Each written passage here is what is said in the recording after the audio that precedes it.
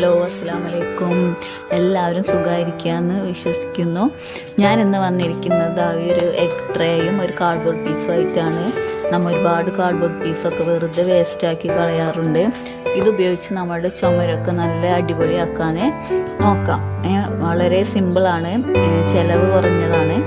അപ്പോൾ നമുക്കിതെങ്ങനെ ചെയ്യാമെന്ന് നോക്കാം.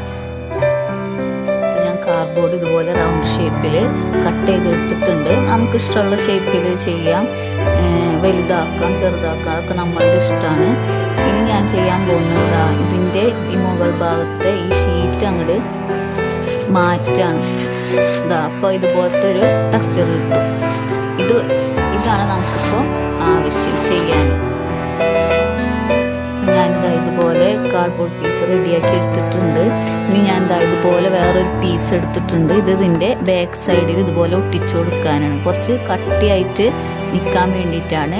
ഇനി അത് നമുക്ക് ഒട്ടിച്ചു കൊടുക്കാം. അതുപോലെ ഫെവിക്കോൾ വെച്ചിട്ടാണ് ഞാൻ ഒട്ടിച്ചു കൊടുക്കാൻ പോകുന്നത്. കാർഡ്ബോർഡ് പീസ് ഒട്ടിച്ചു കൊടുത്തിട്ടുണ്ട്. ഇപ്പം അത്യാവശ്യം കട്ടിയായിട്ടുണ്ട്. ഇനി ഞാനിതിലേക്ക് ബ്ലാക്ക് ഫാബ്രിക് പെയിൻറ് ഫുള്ളായിട്ട് അടിച്ചു കൊടുക്കുകയാണ്.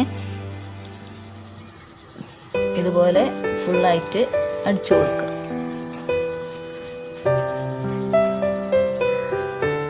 കാർഡ്ബോർഡ് ഞാൻ ഫുള്ളായിട്ട് ബ്ലാക്ക് കളർ അടിച്ചു വെച്ചിട്ടുണ്ട്. ഇനി നമുക്കിത് മാറ്റി വെക്കാം. അടുത്തത് എഗ് ട്രേ ആണ്. എഗ് ട്രേ എടുത്തിട്ട് ഈ ഷേപ്പിൽ ഒന്ന് കട്ട് ചെയ്തെടുക്കുക ചെറുതായിട്ട്. ഇനി ഇതുകൊണ്ട് നമുക്കൊരു ചെറിയ ഫ്ലവർ ഉണ്ടാക്കി നോക്കാം. ഇതിൻ്റെ 4 സൈഡിലും ജസ്റ്റ് ഒന്ന് ഇതുപോലെ കട്ട് ചെയ്തെടുക്കാം.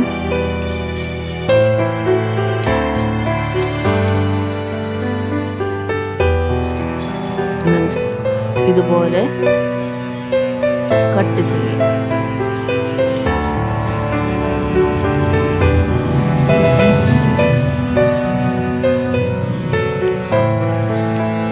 ഇതിപ്പോ ഒരു ചെറിയ ഫ്ലവറിന്റെ ഷേപ്പിൽ ആയിട്ടുണ്ട്.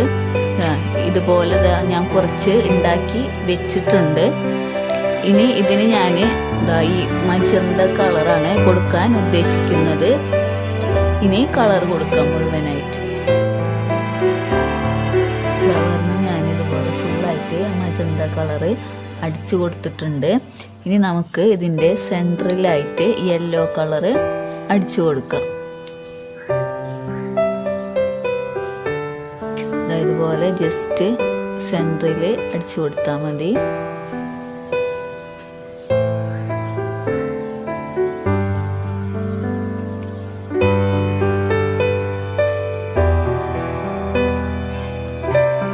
ഈ ട്രേ കൊണ്ട് തന്നെ നമുക്കൊരു ലീഫ് ഉണ്ടാക്കിയെടുക്കാം. വളരെ സിമ്പിളാണ്.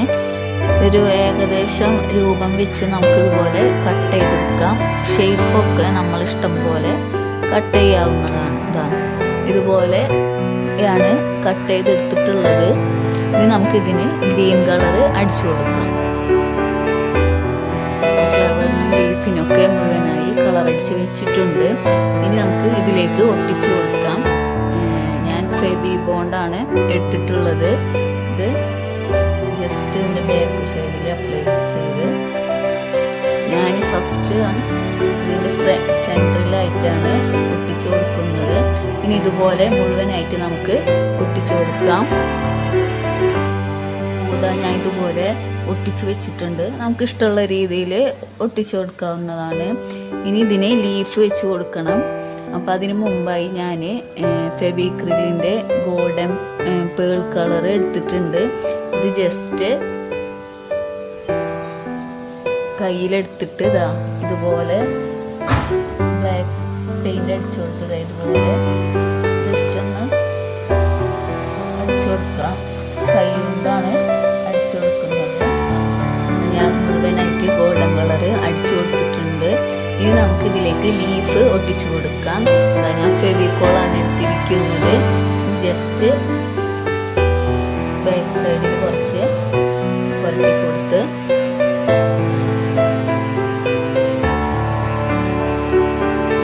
ഒട്ടിച്ചു കൊടുക്കാം. പണിയെല്ലാം കംപ്ലീറ്റ് ആയി കഴിഞ്ഞിട്ടുണ്ട്. ഇതാണ് ഫൈനൽ ലുക്ക്.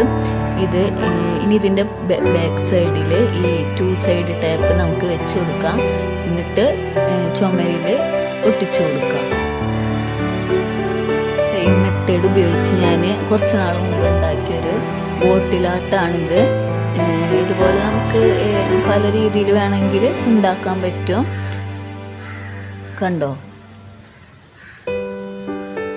ഇത് ഞാനിപ്പോൾ നമ്മളെ ചുമരുമ്മേൽ ഒട്ടിച്ച് വെച്ചിട്ടുണ്ട്. എല്ലാവർക്കും ഇഷ്ടമായി എന്ന് കരുതുന്നു. ഇഷ്ടമായാൽ ലൈക്ക് ചെയ്യുക, ഇഷ്ടമായില്ലെങ്കിൽ ഡിസ്ലൈക്ക് ചെയ്യുക. ആദ്യമായിട്ട് കാണുകയാണെങ്കിൽ ചാനലൊന്ന് സബ്സ്ക്രൈബ് ചെയ്യുക. എല്ലാവരും ഒന്ന് സപ്പോർട്ട് ചെയ്യുക. Thanks for watching.